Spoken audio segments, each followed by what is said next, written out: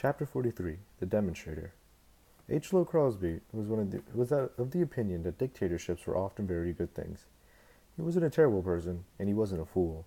It suited him to confront the world with a certain barnyard clownishness, but many of the things he had to say about undisciplined mankind were not only funny, but true.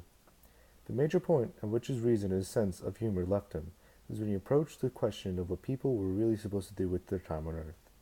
He believed firmly that that they were meant to build bicycles for him. "I hope San Lorenzo is every bit as good as you've heard it is," I said.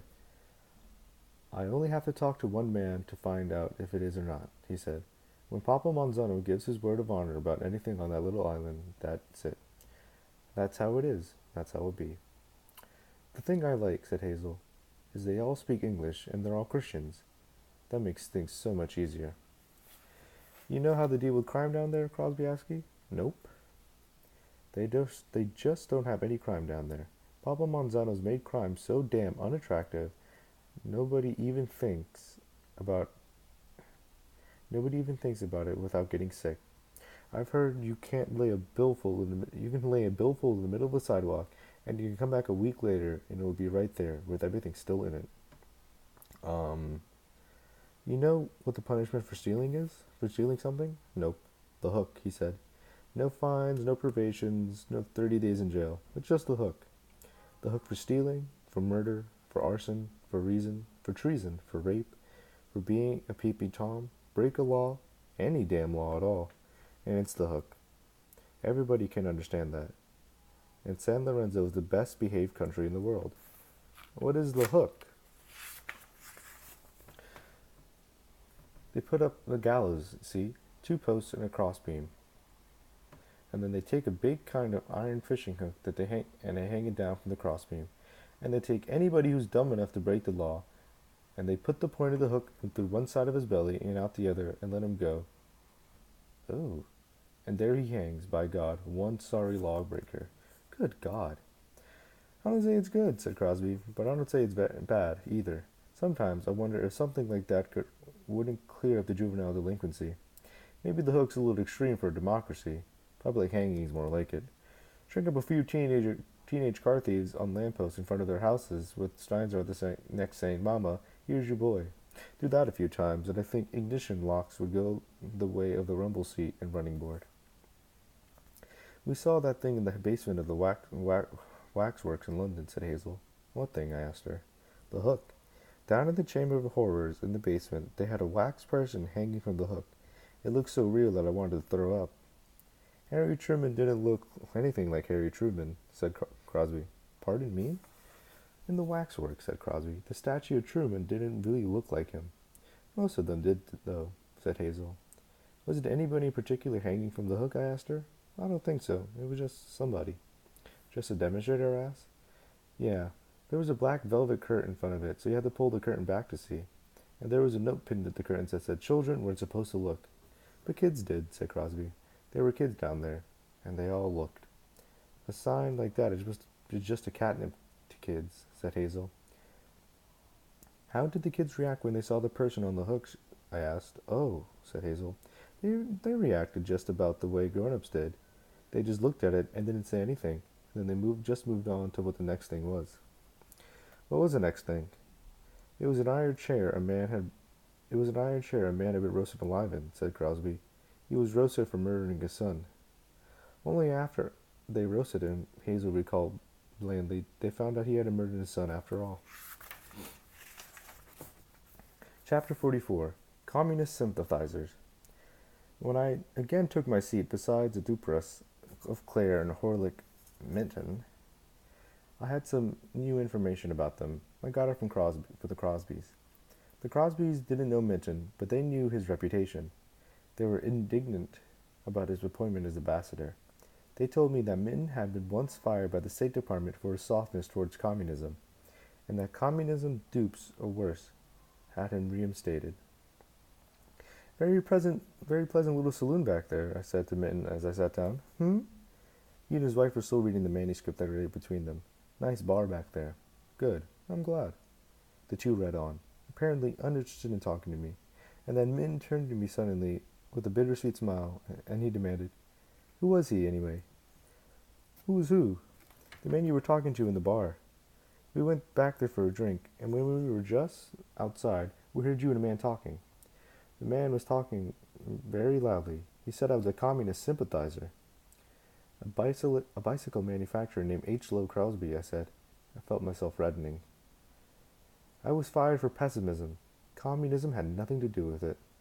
I got him fired, said his wife. The only piece of real evidence produced against him was a letter I wrote to the New York Times for Pakistan. What did it say? It said a lot of things, she said, because I was very upset about how Americans couldn't imagine what it was like to be something else and proud of it. I see. But there was one sentence that kept coming to back again and again in the loyalty hearing, sighed Mitten. Americans, he said, quoting his wife's letter to Times, are forever searching for love in forms it never takes, in places it can never be. It must have to do something with the vanished frontier. Chapter 45. Why Americans Are Hated. Claire Mitten's letter to the Times was published during the worst era of Senator McCarthy, and her husband was fired 12 hours after the letter was printed. What was so awful about the letter, I asked. The highest possible form of treason, said Mitten, is to say that Americans aren't loved wherever they go, and whatever they do.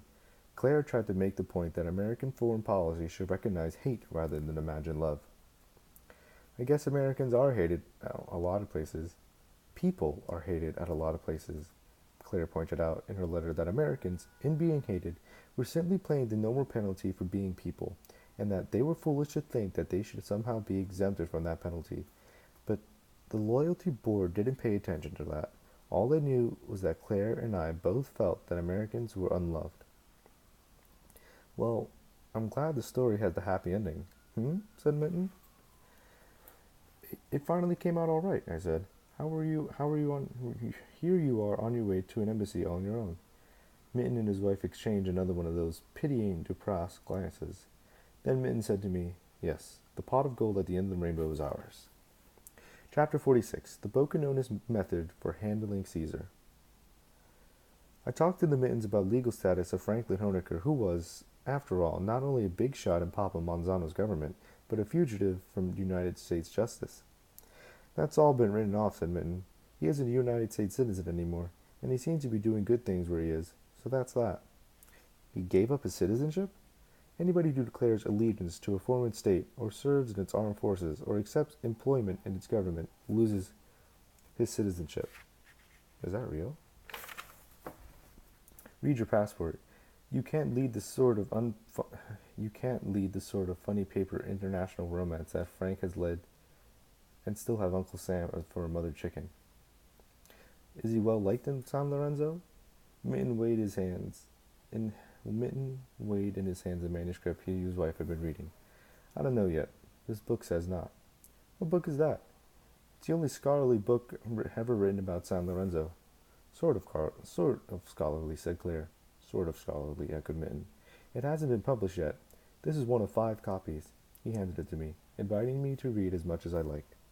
I opened the book to the titles page and found that the name of the book was San Lorenzo, the Land, the History, the People. The author was Philip Castle, the son of Julian Castle, the hotel-keeping son of the great Alturas I was on my way to see. I let the book fall open where it should. As it happened, it fell open to the chapter about the island's outlawed holy man, Boccano. There was a quotation for the books of Boccano on the page before me. Those words leapt from the page and into my mind, and they were welcome there. The words were a paraphrase of a suggestion by Boccano, by Jesus. Render therefore unto Caesar the things which are Caesar's.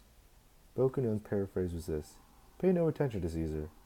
Caesar doesn't have the slightest idea what's really going on. Chapter 47. Dynamic Tension. I became so absorbed in Philip Castle's book that I didn't even look up from it when we put down for 10 minutes in San Juan, Puerto Rico. I didn't even look up when somebody behind me whispered, thrilled, that a midget had come aboard. A little while later I looked around for the midget, but could not see him. I did see, right in front of Hazel H. Lowe Crosby, a horse-faced woman with a platinum blonde hair, a woman new to the passenger list. Next to hers was a seat that appeared to be empty. A seat might have well sheltered a midget without my ever seeing even the top of his head. But it was San Lorenzo, the land, the history, the people, that intrigued me then. So I looked no harder for the midget. Midgets are, after all, diversions for silly or quiet times, and I was serious and excited about Bokonon's theory of what he called dynamic tension, his sense of a priceless equilibrium between good and evil. When I first saw the term dynamic tension in Philip Castle's book, I laughed in what I imagined to be a superior laugh. The term was a favorite of Bokonon's, according to young Castle's book, and I supposed that I knew something about Bokonon that Bokonon didn't know, that the term was one vulgarized by Charles Atlas, a mail-order muscle builder. As I learned when I read on, briefly, Bokonon knew exactly who Charles Atlas was. Bokonon was, in fact, the alumnus of his muscle-building school. It was a belief of Charles Atlas that muscles could be built without barbells or spring exercisers, could be built by simply pitting one set of muscles against another. It was a belief of Bokonon that good societies could be built only by pitting good against evil, and by keeping the tension between the two high at all times. In Castle's book, I read my first Bokononist poem, or Calypso. It went like this. Papa Manzano, he's so very bad, but without bad Papa, I would be so sad. Because without Papa's badness, tell me if you would, how could wicked old Bokonon ever look good? Chapter 48. Just like St. Augustine. Bokonon, I had learned from Castle's book, was born in 1891. He was a Negro, born an Episcopalian and a British subject of the island of Tobago. He was christened Lionel Boyd Johnson. He was the youngest of 6 children, born to a wealthy family. His family's wealth derived from the discovery by Bokonon's grandfather of $250,000 in buried treasure, presumably a treasure of Blackbeard, of Edward Cheech. Blackbeard's treasure was reinvested by Bokonon's family in asphalt, copra, cacao, livestock, and poultry. Young Lionel Boyd Johnson was educated in Episcopal schools, did well as a student, and was more interested in ritual than most. As a youth, for all his interest in the outward trappings of organized religion, he seems to have been a carouser, for he invites us to sing along with him in his 14th Calypso. When I was young, I was so gay and mean. I drank and chased the girls like young St. Augustine. St. Augustine, he got to be a saint. So, if I get to be one also, please, Mama, don't you faint. Chapter 49. A fish pitched up by an angry sea. Lionel Boyd Johnson was intellectually ambitious enough, in 1911, to sail alone from Tobago to London in a sloop named Lady Slipper. His purpose was to gain a higher education. He enrolled in the London School of Economics and Political Science. His education was interrupted by the First World War. He enlisted in the infantry, fought with distinction, was commissioned in the field, was mentioned 4 times in dispatches. He was gassed in the Second Battle of Ypres, was hospitalized for 2 years, and then discharged. And he set sail for home, for Tobago, alone in the Lady Slipper again. When only 80 miles from home, he was stopped and searched by a German submarine, the U-99. He was taken prisoner, and his little vessel was used by the Huns for target practice. While still surfaced, the submarine was surprised and captured by a British destroyer, the Raven. Johnson and the Germans were taken on board the destroyer, and the U-99 was sunk. The Raven was bound for the Mediterranean, but it never got there. It lost its steering. It could only wallow hopelessly or make grand clockwise circles. It came to rest at last in the Cape Verde Islands. Johnson stayed in those islands for 8 months, awaiting some sort of transportation to the Western Hemisphere. He got a job at last as a crewman on a fishing boat and a fishing vessel that was carrying illegal immigrants to New Bedford, Massachusetts. The vessel was blown ashore at Newport, Rhode Island. By that time, Johnson had developed the conviction that something was trying to get him somewhere for some reason. He stayed in Newport for a while to see if he had a destiny there. He worked as a gardener and carpenter on the famous Rumford estate.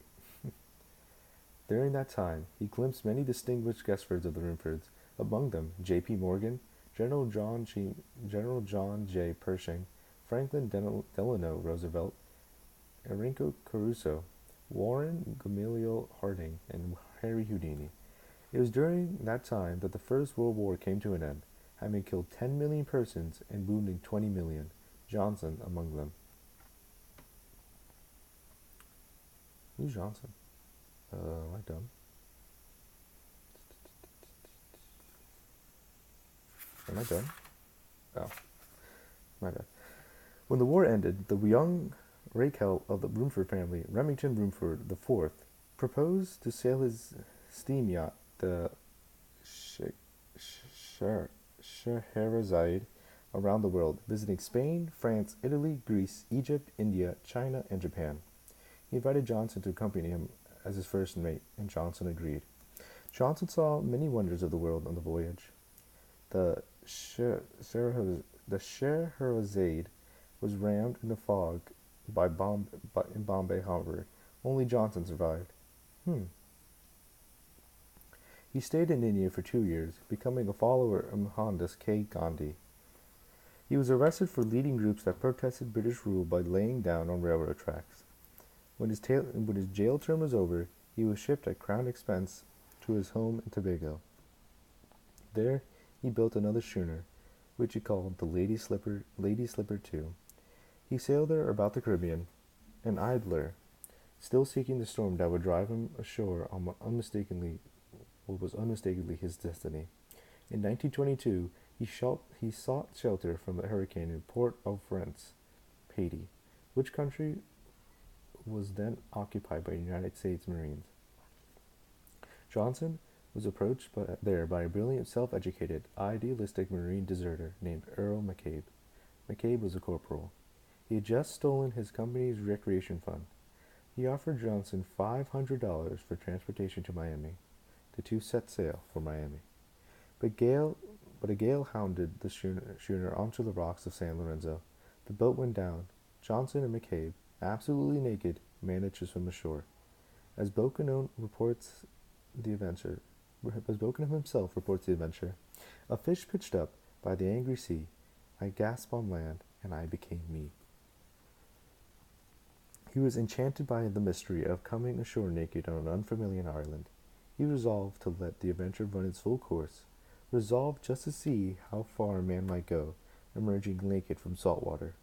It was a rebirth for him. Be like a baby, the Bible say. So I stay like a baby to this very day.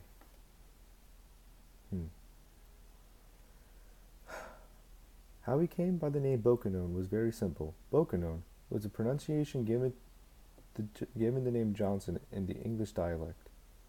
As for that dialect, the dialect of San Lorenzo was both easy to understand and difficult to write down.